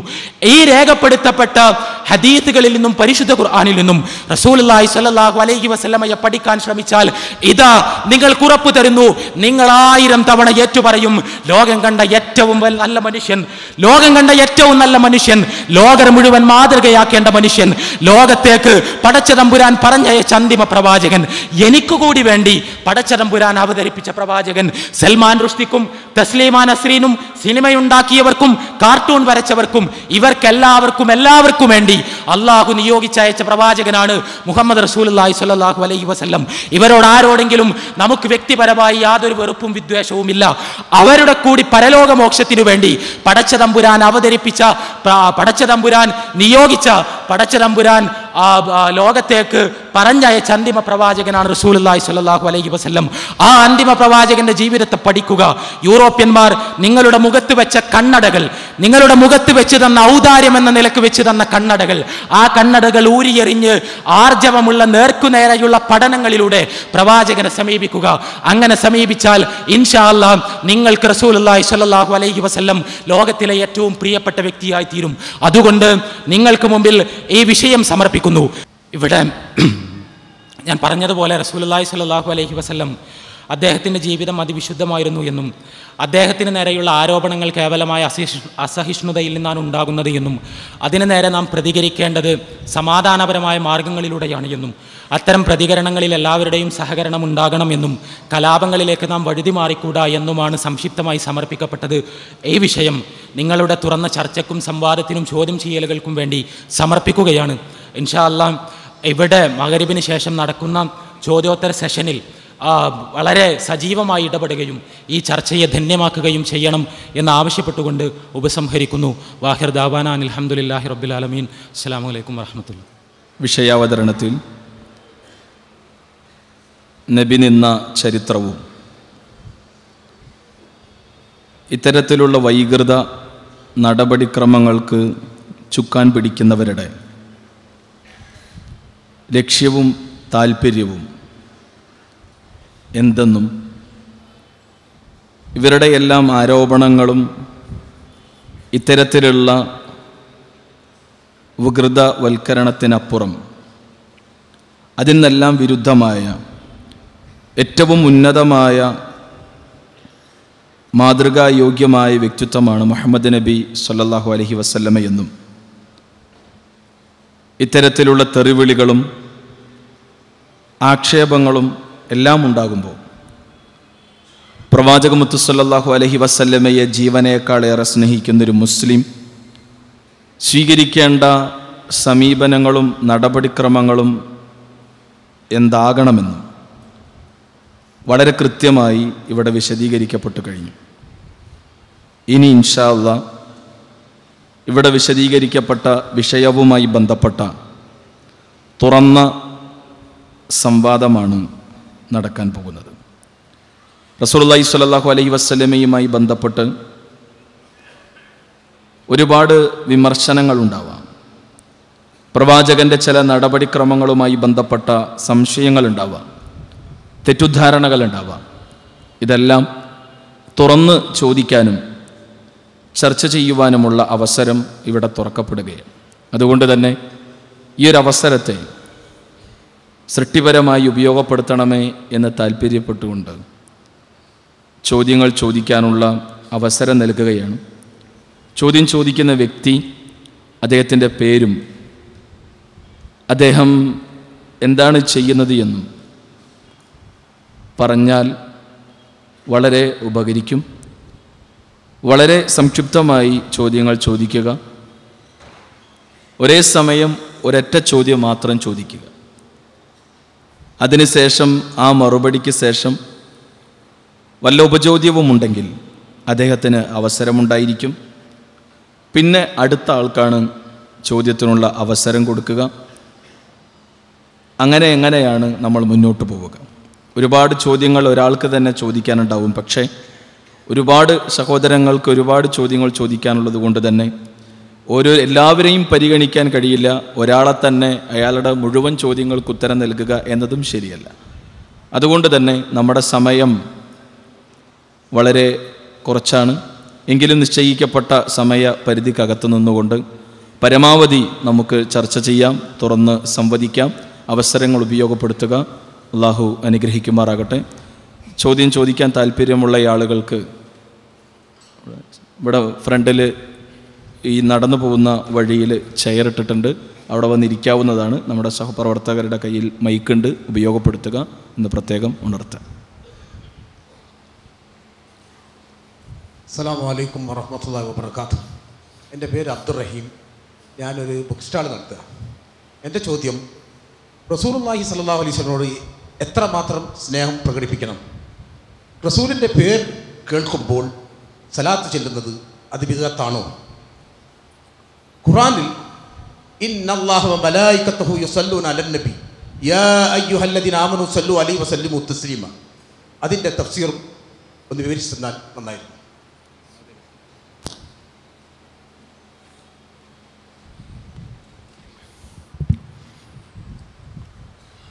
അസ്സലാമു അലൈക്കും വറഹ്മത്തുള്ളാഹി വബറകാതുഹു. ബിസ്മില്ലാഹിർ റഹ്മാനിർ റഹീം. അൽഹംദുലില്ലാഹി റബ്ബിൽ ആലമീൻ. വസ്സലാത്തു വസ്സലാമു അലാ റസൂലിൽ കരീം വഅലാ ആലിഹി വസഹ്ബിഹി അജ്മഈൻ. അമ്മാ ബഅദ്. ബഹുമാനനായ സഹോദരൻ അബ്ദുറഹീം ചോദിച്ചിട്ടുള്ളത് മുഹമ്മദ് നബി സല്ലല്ലാഹു അലൈഹി വസല്ലമയുടെ പേര് കേൾക്കുമ്പോൾ സ്വലാത്ത് ചൊല്ലുന്നതിനെ സംബന്ധിച്ചും അദ്ദേഹത്തെ എത്രമാത്രം സ്നേഹിക്കണം എന്നതിനെ സംബന്ധിച്ചുമെല്ലാമാണ്. ഒരു മുസ്ലിമിനെ സംബന്ധിച്ചിടത്തോളം അവൻ്റെ ജീവനേക്കാൾ ഉപരിയായി സ്നേഹിക്കണം പ്രവാചകൻ സല്ലല്ലാഹു അലൈഹി വസല്ലമയെ എന്നുള്ളതാണ് ഇസ്ലാം അവനെ പഠിപ്പിച്ചിട്ടുള്ളത്. മഹാനായ ഉമർ ഇബ്നുൽ ഖത്താബ് റളിയല്ലാഹു അൻഹു ഒരിക്കൽ പ്രവാചകൻ സല്ലല്ലാഹു അലൈഹി വസല്ലമയോട് വന്ന് പറഞ്ഞത്, പ്രവാചകരെ, എൻ്റെ ശരീരത്തെ കഴിഞ്ഞാൽ ഞാൻ ഏറ്റവും കൂടുതൽ സ്നേഹിക്കുന്നത് അങ്ങയെയാണ് എന്നാണ്. പ്രവാചകൻ സല്ലല്ലാഹു അലൈഹി വസല്ലം മറുപടി നൽകി, അങ്ങനെയല്ല, മറിച്ച് ഒരാൾ പൂർണ്ണമായും വിശ്വാസിയായി മാറുന്നത് തൻ്റെ ജീവനേക്കാൾ ഉപരിയായി, മറ്റുള്ളതിനേക്കാളെല്ലാം ഉപരിയായി പ്രവാചകൻ സല്ലല്ലാഹു അലൈഹി വസല്ലം അള്ളാഹുവിനെയും പ്രവാചകനെയും സ്നേഹിക്കുമ്പോഴാണ് എന്ന് മുഹമ്മദ് നബി സല്ലല്ലാഹു അലൈഹി വസല്ലം പഠിപ്പിക്കുകയാണ്. ഇങ്ങനെയുള്ള വിശദീകരണങ്ങൾ പ്രവാചകൻ സല്ലല്ലാഹു അലൈഹി വസല്ലമയുടെ ഒട്ടേറെ വചനങ്ങളിൽ നിന്ന് നമുക്ക് ഗ്രഹിക്കുവാൻ സാധിക്കും. അതുകൊണ്ട് തന്നെ ഒരു മുസ്ലിമിനെ സംബന്ധിച്ചിടത്തോളം സംശയമില്ലാതെ മനസ്സിലാക്കാൻ കഴിയുന്ന സത്യമാണ് അവൻ്റെ ജീവനേക്കാൾ ഉപരിയായി മുഹമ്മദ് നബി സല്ലല്ലാഹു അലൈഹി വസല്ലമയെ സ്നേഹിക്കണമെന്നത്. ആ സ്നേഹം പ്രകടിപ്പിക്കേണ്ടത് ഏത് രൂപത്തിലാണ് എന്നതും വളരെ കൃത്യമായി തന്നെ ഇസ്ലാം പഠിപ്പിച്ചിട്ടുണ്ട്. പ്രസ്തുത വചനങ്ങളെ വിശദീകരിച്ച് പണ്ഡിതന്മാർ പഠിപ്പിച്ചിട്ടുള്ളത് പ്രവാചകൻ സല്ലല്ലാഹു അലൈഹി വസല്ലമയെ സ്നേഹിക്കേണ്ടത് അദ്ദേഹം പഠിപ്പിച്ച ആദർശങ്ങൾ, ആശയാദർശങ്ങൾ ജീവിതത്തിൽ പകർത്തിക്കൊണ്ടാണ്. പ്രവാചകൻ സല്ലല്ലാഹു അലൈഹി വസല്ലമയെ നാവുകൊണ്ട്, വാചകങ്ങൾ കൊണ്ട് സ്നേഹിക്കുകയും തൻ്റെ കർമ്മങ്ങളിലൂടെ പ്രവാചകൻ സല്ലല്ലാഹു അലൈഹി വസല്ലമ പഠിപ്പിച്ച ആദർശങ്ങൾക്ക് എതിരായി പ്രവർത്തിക്കുകയും ചെയ്താൽ അതൊരിക്കലും പ്രവാചകൻ സല്ലല്ലാഹു അലൈഹി വസല്ലമയോടുള്ള സ്നേഹമല്ല എന്നും, മറിച്ച് പ്രവാചകൻ സല്ലല്ലാഹു അലൈഹി വസല്ലമ തന്നെ താക്കീത് ചെയ്ത അപകടകരമായ നരകത്തീയിലേക്ക് ചാടി വീഴുന്ന അവസ്ഥയായിരിക്കുമെന്ന് വിശുദ്ധ ഖുർആനും പ്രവാചകൻ സല്ലല്ലാഹു അലൈഹി വസല്ലമയുടെ ചര്യയും നമ്മെ ആവർത്തിച്ച് പഠിപ്പിക്കുകയാണ്. അതുകൊണ്ട് തന്നെ ഒരു മുസ്ലിം എന്നുള്ള നിലയ്ക്ക് നമ്മൾ സ്നേഹിക്കണം മുഹമ്മദ് നബി സല്ലല്ലാഹു അലൈഹി വസല്ലമയെ. അത് കേവലം സ്നേഹപ്രകടനമല്ല, മറിച്ച് ആത്മാർത്ഥമായി നമ്മുടെ ജീവനേക്കാൾ ഉപരിയായി പ്രവാചകൻ സല്ലല്ലാഹു അലൈഹി വസല്ലമയെ സ്നേഹിക്കുവാൻ സാധിക്കണം.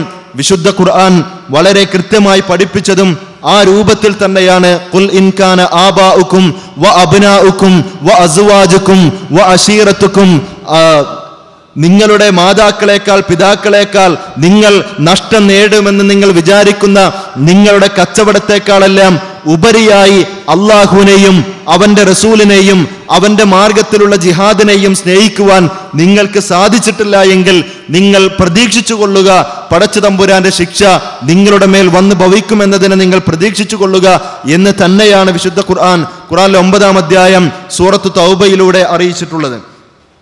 അതുകൊണ്ട് തന്നെ പ്രവാചകൻ സല്ലല്ലാഹു അലൈഹി വസല്ലമയുടെ പിന്നെ അടുത്ത പ്രശ്നം മുഹമ്മദ് നബി സല്ലല്ലാഹു അലൈഹി വസല്ലമയുടെ പേര് കേൾക്കുമ്പോൾ സ്വലാത്ത് ചൊല്ലേണ്ടതുണ്ടോ എന്നുള്ളതാണ്. ഒരു മുസ്ലിമിനെ സംബന്ധിച്ചിടത്തോളം അത് ഒരു സംശയമായി തോന്നേണ്ട ആവശ്യം പോലുമില്ല. കാരണം മുഹമ്മദ് നബി സല്ലല്ലാഹു അലൈഹി വസല്ലം പല വാചകങ്ങളിലൂടെ പഠിപ്പിച്ച കാര്യമാണ്.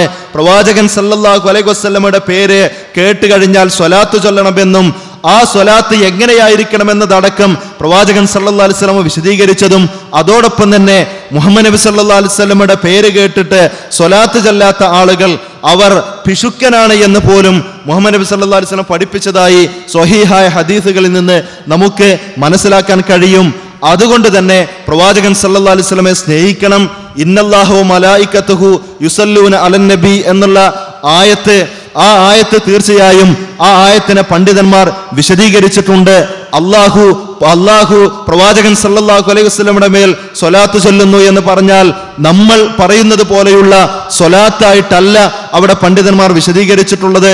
അള്ളാഹു പ്രവാചകൻ സല്ലല്ലാഹു അലൈഹി വസല്ലമക്ക് നൽകിയ അനുഗ്രഹങ്ങളെ സംബന്ധിച്ചാണ് ആയത്തിനെ വിശദീകരിച്ചിട്ടുള്ളത്. അതേപോലെ തന്നെ മലക്കുകൾ സ്വലാത്ത് ചൊല്ലുന്നതും അതേപോലെ നിങ്ങളും സ്വലാത്ത് ചൊല്ലണം എന്നത് വിശദീകരിച്ചത് ഒരിക്കലും നമ്മൾ സ്വലാത്ത് ചൊല്ലുന്നത് പോലെ പടച്ച തമ്പുരാൻ സ്വലാത്ത് ചൊല്ലും എന്നുള്ള രൂപത്തിലല്ല. ഈ ആയത്തിൽ നിന്ന് നമ്മൾ മനസ്സിലാക്കേണ്ടത് പ്രവാചകൻ സല്ലല്ലാഹു അലൈഹി വസല്ലമ അദ്ദേഹത്തിന്റെ പേര് കേൾക്കുമ്പോൾ സ്വലാത്ത് ചൊല്ലണം എന്നുള്ളതും പ്രവാചകൻ സല്ലല്ലാഹു അലൈഹി വസല്ലം പഠിപ്പിച്ച രൂപത്തിൽ തന്നെയായിരിക്കണം പ്രസ്തുത സ്വലാത്ത് എന്നുള്ളതുമാണ് പണ്ഡിതന്മാർ പ്രസ്തുത വചനങ്ങളെ വിശദീകരിച്ച് സംസാരിച്ചിട്ടുള്ളത്. അതുകൊണ്ട് തന്നെ സ്വാഭാവികമായും ഒരു മുസ്ലിം എന്നുള്ള നിലയ്ക്ക് അള്ളാഹുവിനെയും പ്രവാചകൻ സല്ലല്ലാഹു അലൈഹി വസല്ലമയെയും ആത്മാർത്ഥമായി സ്നേഹിക്കുവാനും പ്രവാചകൻ സല്ലല്ലാഹു അലൈഹി വസല്ലമയുടെ ചര്യയെ നമ്മുടെ ജീവിതത്തിലൂടെ കൊണ്ടുവന്നുകൊണ്ട് പ്രസ്തുത സ്നേഹത്തെ പ്രകടിപ്പിക്കുവാനും നമ്മൾ ഓരോരുത്തരും പരിശ്രമിക്കണം എന്ന് തന്നെയാണ്.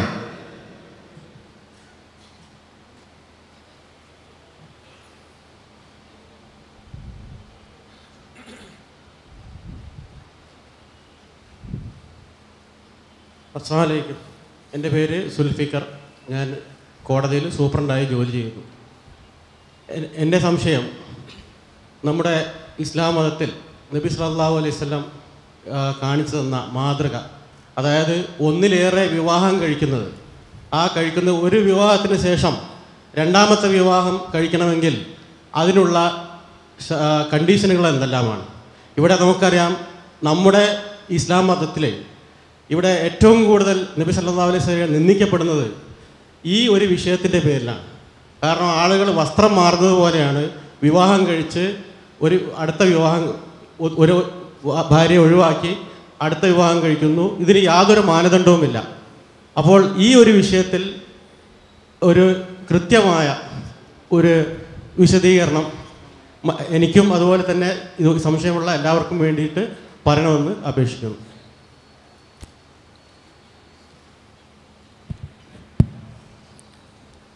അസ്സലാമു അലൈക്കും. സഹോദരൻ്റെ ചോദ്യം വളരെ പ്രസക്തമാണ്. റസൂലുള്ളാഹി സ്വല്ലല്ലാഹു അലൈഹി വസല്ലമയുടെ ബഹുഭാരിത്വം ഏറെ ചർച്ച ചെയ്യപ്പെടുകയും പലപ്പോഴും റസൂൽ കരീം സ്വല്ലല്ലാഹു അലൈഹി വസല്ലമയെ പരിഹസിക്കാനും ഇകഴ്ത്താനും ഈ ഒരു നടപടി കാരണമായി തീരുന്നു എന്ന അർത്ഥതലത്തിലാണ് അദ്ദേഹം ഇവിടെ ചോദ്യം ഉന്നയിച്ചിട്ടുള്ളത്. ഒന്നിലധികം ഇണകളെ സ്വീകരിക്കുക എന്ന് പറയുമ്പോൾ വസ്ത്രം മാറുന്ന ലാഘവത്തോടെ ഒരു ഷർട്ടിടുക, അത് ഊരുക, വേറെ ഷർട്ടിടുക എന്ന കോലത്തിൽ വിവാഹത്തെ നോക്കിക്കാണുന്ന അല്ലെങ്കിൽ ഒരു നടപടിയായി സ്വീകരിക്കുന്ന അവസ്ഥയെക്കുറിച്ചും അദ്ദേഹം സൂചിപ്പിച്ചു. ഇസ്ലാമിനെ സംബന്ധിച്ചിടത്തോളം ഇസ്ലാം മനുഷ്യപ്രകൃതിയുടെ മതമാണ്. അതുകൊണ്ട് തന്നെ മാനവരാശിയുടെ നന്മക്കും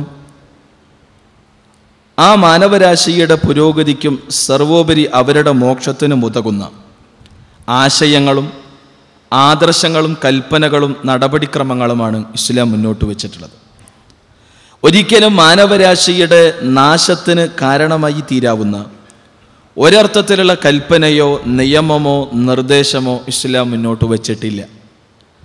വിവാഹത്തെ ഇസ്ലാം നോക്കിക്കാണുന്നത് തന്നെ അള്ളാഹുവിൻ്റെ ദിവ്യ ദൃഷ്ടാന്തമായി കൊണ്ടാണ്.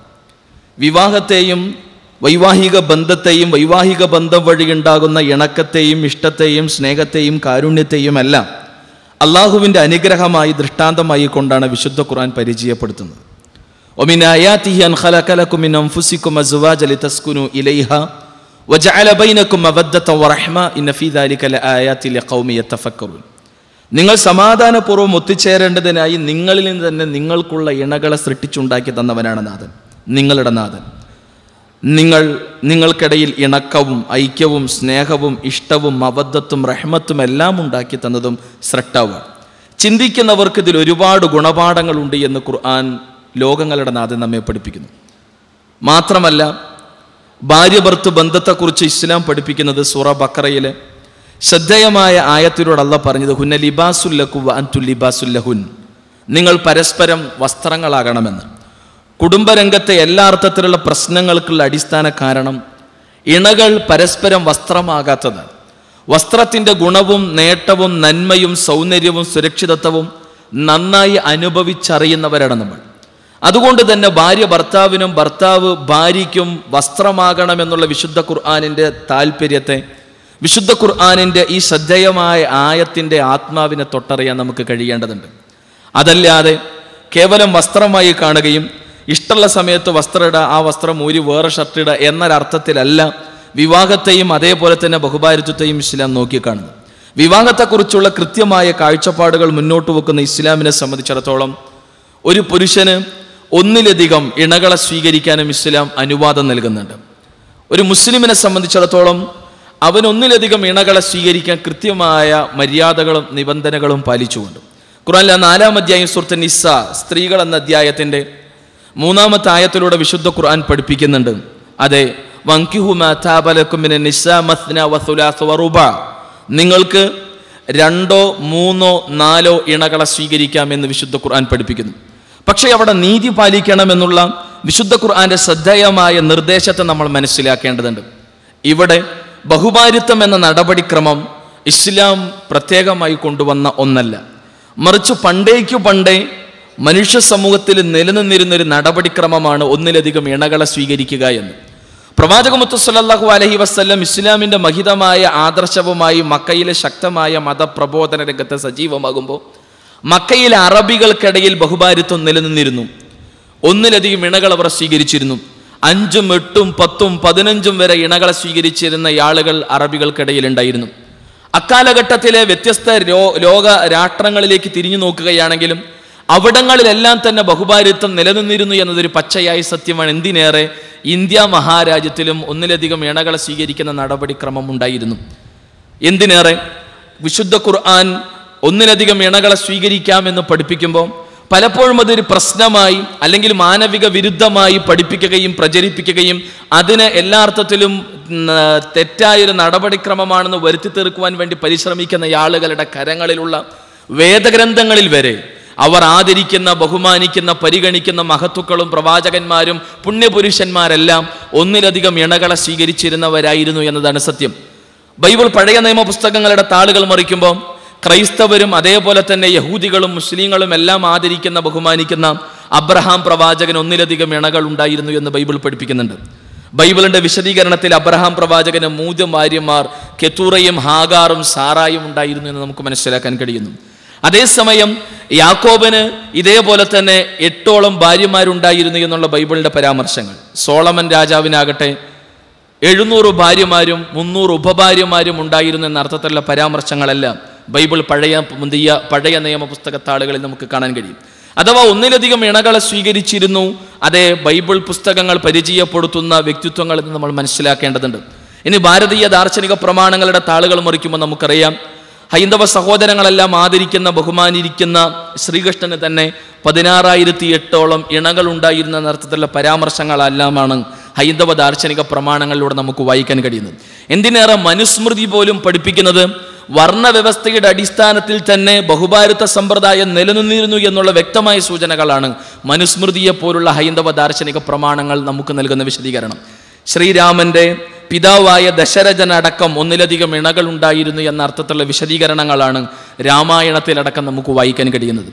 നാം മനസ്സിലാക്കേണ്ടത്, ഇസ്ലാമിനെ സംബന്ധിച്ചിടത്തോളം ഇസ്ലാം പ്രകൃതി മതമായതുകൊണ്ട് തന്നെ ഒന്നിലധികം ഇണകളെ സ്വീകരിക്കേണ്ടതുണ്ട് എന്ന സാഹചര്യത്തിൽ ഇസ്ലാം ഒരു മുസ്ലിമിന് അനുവാദം നൽകുന്നു എന്ന് നമ്മൾ മനസ്സിലാക്കേണ്ടതുണ്ട്. ഇസ്ലാമിനെ സംബന്ധിച്ചിടത്തോളം ഇസ്ലാം വ്യഭിചാരത്തെ തോന്നിവാസമായി നോക്കിക്കാണുകയും അത്തരത്തിലുള്ള തോന്നിവാസ നടപടിക്രമങ്ങൾ വഴി കുടുംബത്തിന്റെ, സമൂഹത്തിന്റെ ധാർമ്മിക രംഗത്ത് അടിത്തറകളെല്ലാം തന്നെ പിച്ചി ചീന്തപ്പെടുകയും തകർത്തെറിയപ്പെടുകയും ചെയ്യും. അതുകൊണ്ട് തന്നെ അത്തരം ഒരു തലങ്ങളിലേക്ക് കാര്യങ്ങൾ പോയി പോകരുത്. ഇന്നിൻ്റെ പുതിയ ലോകം അല്ലെങ്കിൽ ഇന്നിൻ്റെ തലമുറ അല്ലെങ്കിൽ ഇന്നിൻ്റെ ആധുനിക ബുദ്ധിയും മസ്തിഷ്കവും ഉപയോഗിച്ച കാര്യങ്ങൾ നോക്കിക്കാണുന്ന ആളുകൾ പറയുന്നത് നിയതമായ വിഹിതമായ തലത്തിൽ ഒന്നിലധികം ഇണകൾ ആരും സ്വീകരിക്കാൻ പാടില്ല. എന്നാൽ അവിഹിതമായി എത്ര വേണമെങ്കിലും സ്ത്രീകളുമായി രമിക്കാം, തോന്നിവാസങ്ങളിൽ ഏർപ്പെടാം, അതൊരു പ്രശ്നമേ അല്ല എന്നൊരർത്ഥത്തിലാണ് ഇന്നത്തെ പരിഷ്കൃത സമൂഹം അല്ലെങ്കിൽ ഇന്നിൻ്റെ ബുദ്ധിജീവികൾ കാര്യങ്ങൾ നോക്കിക്കാണുന്നത്. എത്രത്തോളം എന്നാൽ എടുത്ത മലയാളത്തിൽ ഇറങ്ങുന്ന ചില ലേഖനങ്ങളാകട്ടെ, അതേപോലെ തന്നെ ആഴ്ചപ്പതിപ്പുകളാകട്ടെ, അതേപോലെ തന്നെ വ്യത്യസ്തങ്ങളായ ഗ്രന്ഥങ്ങളിലാകട്ടെ, ഇവിടെയെല്ലാം തന്നെ ഒരു മലയാളിയെ സംബന്ധിച്ചിടത്തോളം എപ്പോൾ വേണമെങ്കിലും വേലി ചാടാം, അതൊരു പ്രശ്നമേ അല്ല. വേലി ചാടലൊരു പ്രശ്നമായി സ്ത്രീ സമൂഹം നോക്കിക്കാണരുത്, അതൊരു ആവശ്യമാണ്. എന്നും വീട്ടിലിരുന്ന് ഭക്ഷണം കഴിക്കുന്ന ഒരാൾക്ക് ഒരു ദിവസം ഹോട്ടലിൽ പോയി ഭക്ഷണം കഴിക്കാൻ താല്പര്യം ഉണ്ടാവാം. ആ താല്പര്യത്തിന് എന്തിനു നമ്മൾ തടസ്സം സൃഷ്ടിക്കുന്ന എന്ന അർത്ഥത്തിലുള്ള ശ്രദ്ധേയമായ ഇടപെടലുകളും അഥവാ മലയാളി സമൂഹത്തെ വരെ വേലി ചാടാൻ പ്രേരിപ്പിക്കുന്ന എല്ലാ അർത്ഥത്തിലുള്ള അധാർമിക തലങ്ങളിലേക്ക് വഴി തുറന്നു കൊടുക്കുവാനുള്ള സാധ്യതകളും സാഹചര്യങ്ങളും പ്രചോദനം നൽകിക്കൊണ്ടിരിക്കുകയാണ് കേരളത്തിലെ ബുദ്ധിജീവികൾ വരെ. ഇവിടെ ഇസ്ലാമിനെ സംബന്ധിച്ചിടത്തോളം ഒരു പുരുഷന് ഒന്നിലധികം ഇണകളെ സ്വീകരിക്കേണ്ട സാഹചര്യങ്ങൾ ഉണ്ടാവുമ്പോൾ ഇസ്ലാം അതിന് അനുവാദം നൽകുന്നു. ഒരർത്ഥത്തിലും വ്യഭിചാരത്തിലേക്ക് പോയി പോകാതെ, ഒരർത്ഥത്തിലും പച്ച തോന്നിവാസങ്ങളിലേക്ക് പോയി പോകാതെ വിഹിതമായ നിയതമായ തലത്തിൽ അതേ ഒരു ഇണയെ കൂടി സ്വീകരിക്കാം. പക്ഷെ അവിടെ നീതി പാലിക്കണമെന്നും എല്ലാ അർത്ഥത്തിലുള്ള അവകാശങ്ങളും സംരക്ഷണങ്ങളും തൻ്റെ ഇണകൾക്ക് നൽകണമെന്ന് ഇസ്ലാം പ്രത്യേകമായി പഠിപ്പിക്കുകയും പ്രത്യേകമായി നിർദ്ദേശിക്കുകയും ചെയ്യുന്നു എന്ന് നമ്മൾ മനസ്സിലാക്കേണ്ടതുണ്ട്. നമ്മൾ മനസ്സിലാക്കണം, ഒരുപാട് സാഹചര്യങ്ങളിൽ ബഹുഭാരിത്വം അനിവാര്യമാകുന്ന സാഹചര്യങ്ങൾ ഉണ്ടാവാം. നമുക്കറിയാം, യുദ്ധം പോലുള്ള പ്രശ്നങ്ങൾ ഉണ്ടാകുമ്പോൾ കൂടുതൽ കൊല്ലപ്പെടുക അല്ലെങ്കിൽ ആക്രമണങ്ങൾക്ക് വിധേയമാകുക, അറുകൊല ചെയ്യപ്പെടുക പുരുഷന്മാരായിരിക്കും. അതേ ലോകമഹായുദ്ധങ്ങളുടെ ഭാഗമെന്നോണം ജർമ്മനിയിൽ ലക്ഷക്കണക്കിന് പുരുഷന്മാർ അറുകൊല ചെയ്യപ്പെട്ടപ്പോൾ സ്വാഭാവികമായും ഒരുപാട് വിധവകൾ അവിടെ സൃഷ്ടിക്കപ്പെട്ടു. ആ വിധവകൾ ഒടുവിൽ പ്രകടനം നടത്തുകയാണ്, ഞങ്ങൾക്ക് സായാഹ്ന അതിഥികൾ വേണമെന്ന് പറഞ്ഞു. ഇതിനുള്ള പരിഹാരം എന്ത് എന്ന തലത്തിലുള്ള ചർച്ചകൾക്കൊടുവിൽ അവർ മുന്നോട്ട് വെച്ച തീരുമാനം അതെ ബഹുഭാരിത്വമാണ്. അഥവാ ഇവരെല്ലാം ഒരു പരിഹാരമായി ബഹുഭാരിത്വത്തെ മുന്നിൽ വെക്കുമ്പോൾ വസ്തുനിഷ്ഠമായി കാര്യങ്ങൾ അപഗ്രഥിച്ച് ഇത്തരം ആളുകൾ മുന്നോട്ട് വെക്കുന്ന ആശയങ്ങളാകുമ്പോൾ അത് മാനവികത. എന്നാൽ ഇസ്ലാം മുന്നോട്ട് വെക്കുമ്പോൾ അത് പ്രാകൃതമാകുന്നു, അത് അറുപഴഞ്ചനാകുന്നു, അത് മാനവവിരുദ്ധമാകുന്നു, അത് സ്ത്രീ വിരുദ്ധമാകുന്നു. ഒരിക്കലും ഇസ്ലാം മുന്നോട്ട് വെച്ച ബഹുഭാരത നടപടിക്രമം ഒരർത്ഥത്തിലും സ്ത്രീ വിരുദ്ധമല്ല, മാനവ വിരുദ്ധമല്ല. മറിച്ച് ഇസ്ലാം മുന്നോട്ട് വെച്ച ഈ നടപടിക്രമം തീർത്തും മാനവികമാണ്. എല്ലാ അർത്ഥത്തിലും സ്ത്രീകളുടെ അഭിമാനത്തിനും എല്ലാ അർത്ഥത്തിലുള്ള സംരക്ഷണം നൽകിക്കൊണ്ടുള്ള നടപടിക്രമം തന്നെയാണ് ഇസ്ലാം മുന്നോട്ട് വെച്ച ബഹുഭാരത നടപടിക്രമങ്ങൾ. പക്ഷേ ഏതൊരു നിയമത്തെയും പലപ്പോഴും സ്വാർത്ഥ താല്പര്യത്തിന് വേണ്ടി ഉപയോഗപ്പെടുത്തുന്ന ആളുകൾ എന്നും എക്കാലഘട്ടത്തിലും എല്ലാ മതസമൂഹങ്ങളിലും ഉണ്ടായിട്ടുണ്ട്. അത്തരത്തിലുള്ള വൈകൃത നടപടിക്രമങ്ങൾ ചെയ്യുന്നു ചില വ്യക്തികൾ എന്നൊരൊറ്റ കാരണത്താൽ അതേ മതത്തിന്റെ ഇസ്ലാമിന്റെ നടപടിക്രമങ്ങളെ പ്രതിക്കൂട്ടിൽ നിർത്തുക എന്നത് ശരിയല്ല, ഒരിക്കലും നീതിയുക്തമല്ല. അതിനുള്ള കുറ്റക്കാർ ആ വ്യക്തികൾ മാത്രമാണ്. ഇസ്ലാമിന്റെ നിയമത്തിന് തകരാറില്ല, ഇസ്ലാമിന്റെ നടപടിക്രമങ്ങൾക്ക് യാതൊരു പോരായ്മയുമില്ല, യാതൊരു വൈകൃതവും അതിലില്ല. പക്ഷേ പലപ്പോഴും സ്വാർത്ഥ താല്പര്യത്തിന് വേണ്ടി എങ്ങനെയുമാകാം എന്തുമാകാം എന്നൊരർത്ഥത്തിൽ നിയമങ്ങളെയും ആശയങ്ങളെയും ദർശനങ്ങളെയും തങ്ങളുടെ നിലനിൽപ്പിന് വേണ്ടി ഉപയോഗപ്പെടുത്തുന്ന ചില വ്യക്തികളുടെ തെറ്റായ നടപടിക്രമങ്ങളുടെ വെളിച്ചത്തിൽ ഇസ്ലാമിനെയോ ഇസ്ലാമിന്റെ മഹിതമായ ആശയങ്ങളെയോ ആദർശങ്ങളെയോ പിച്ചിച്ചീന്തുക എന്നതും അതിന് പ്രതിക്കൂട്ടിൽ നിർത്തുക എന്നതും സത്യത്തോടുള്ള കടന്നുകയറ്റമാണ്. ഇനി മുഹമ്മദ് നബി സല്ലല്ലാഹു അലൈഹി വസല്ലമയുടെ ബഹുഭാരിത്വം, റസൂലുള്ളാഹി സ്വല്ലല്ലാഹു അലൈഹി വസല്ലം ഒന്നിലധികം ഇണകളെ സ്വീകരിച്ചു എന്നത് ഒരു മഹാപ്രശ്നമായി, ഒരു അപരാധമായി വരുത്തി തീർക്കാൻ വേണ്ടി പരിശ്രമിക്കുന്ന ആളുകൾ, ഇത്തരത്തിലുള്ള സംഭവങ്ങളെല്ലാം എടുത്തുദ്ധരിച്ചുകൊണ്ട് പ്രവാചകൻ ഒന്നിലധികം ഇണകളെ സ്വീകരിച്ചിരുന്നു.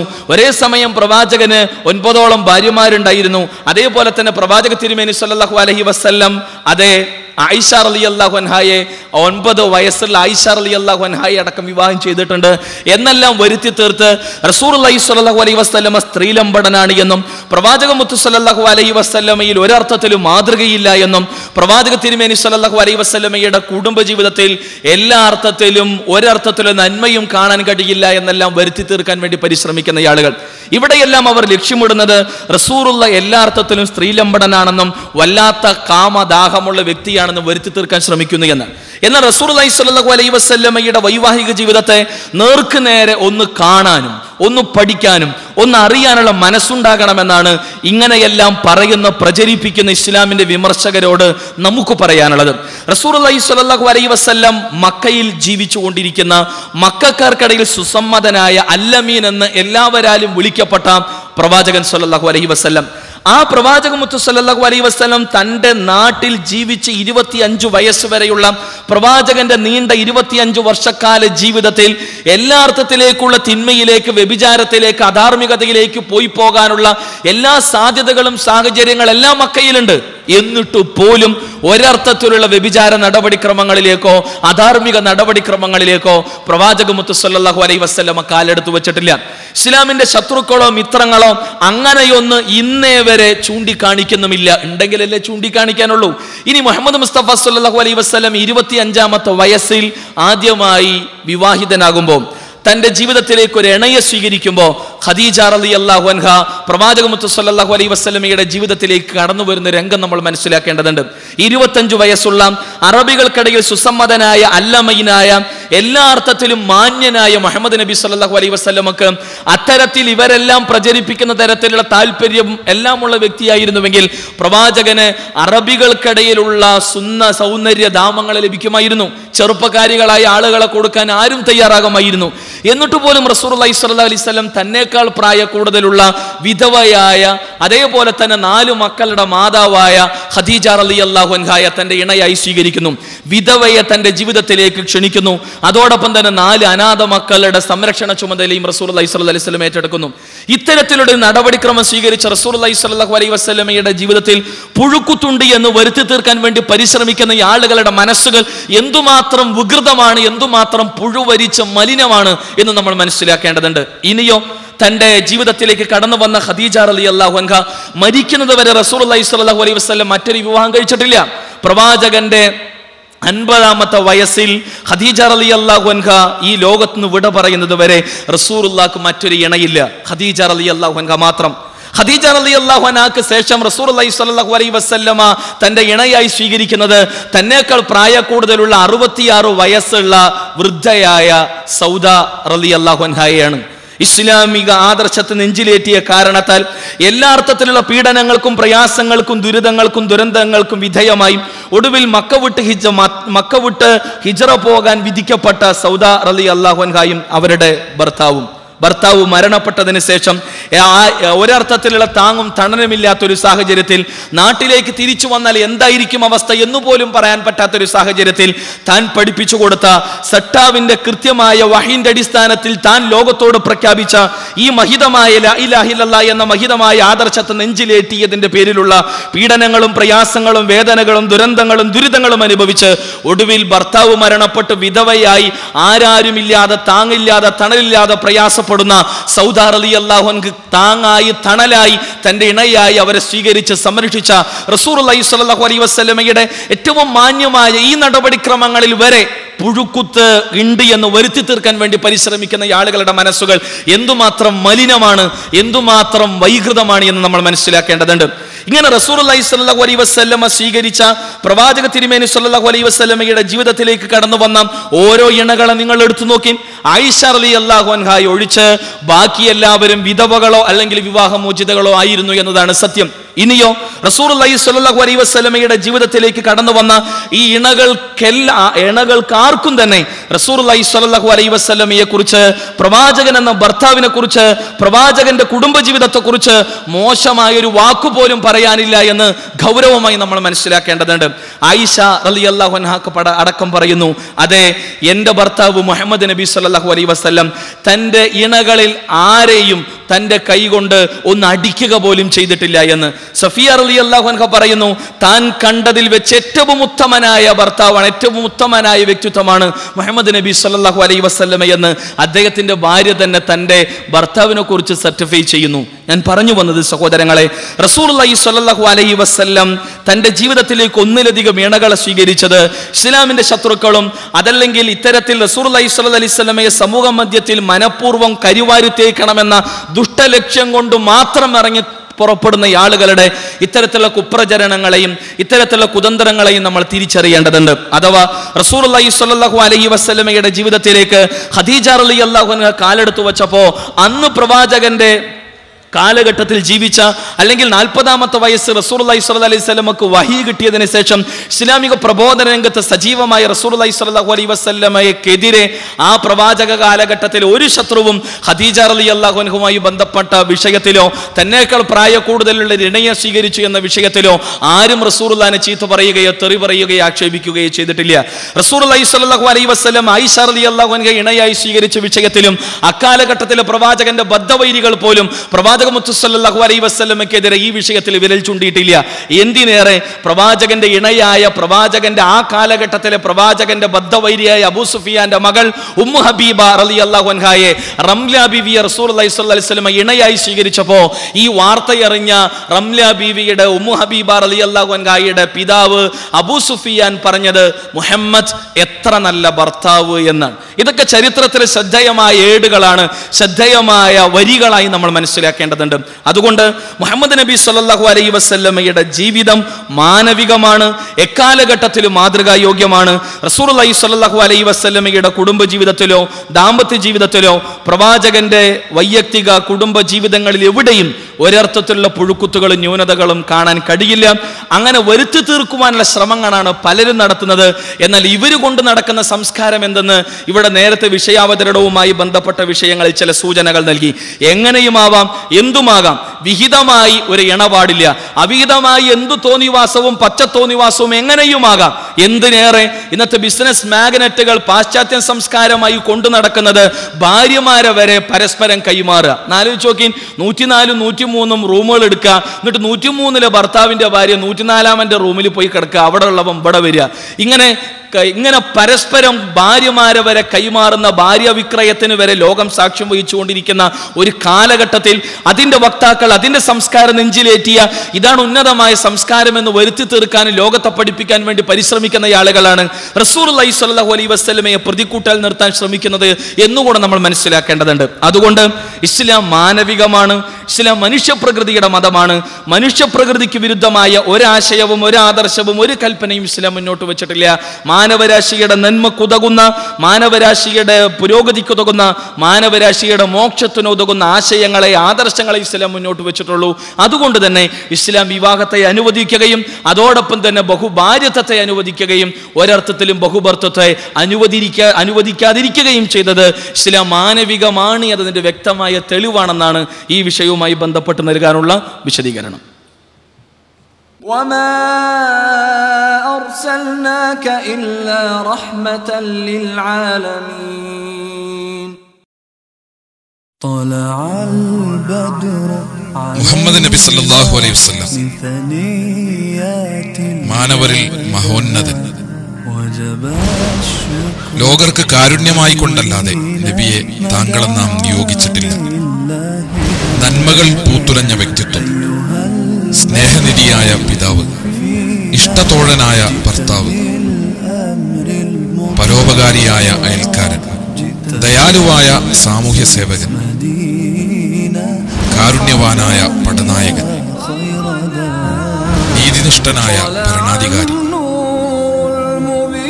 ധർമ്മമെന്തെന്ന് പഠിപ്പിച്ച ദൈവദൂതൻ, അധർമ്മങ്ങളിൽ നിന്നകറ്റിയ അന്തിമ പ്രവാചകൻ.